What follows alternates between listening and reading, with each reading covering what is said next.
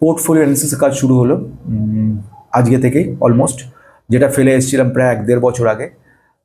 একটার পর একটা পোর্টফোলিও অ্যাক্সেস করে যাব। খুব কষ্টসাধ্য কাজ, অনেক সময় সাপেক্ষ ব্যাপার। একটা ফিজ এক্সপেক্টেড করি এবং বিশাল কিছু নয়, কিন্তু একটা ফিজ এক্সপেকটেশন থাকবে। সেটা আশা করি তোমাদেরকে আমি ইউপিআই নাম্বার দিয়ে দেবো, সেখান থেকে পাঠাবে।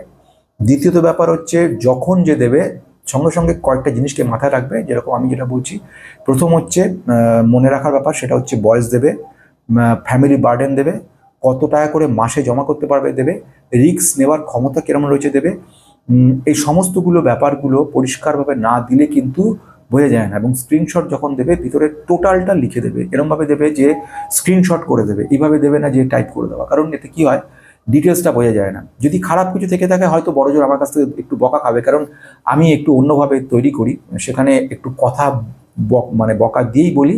এটাতে কি হয়, আলটিমেটলি তোমরা শুধরে যাও, আর মানে আপনারা শুধরে যাওয়ার ব্যাপার থেকে আমি বলছি। আপনারা আপনাদের জায়গায় রেসপেক্টেবল, কিন্তু সেখানে আমি আমার জায়গায় যেখানে কাজ করছি, আমি খুব সিনসিয়ারিটির সাথে কাজ করার চেষ্টা করি।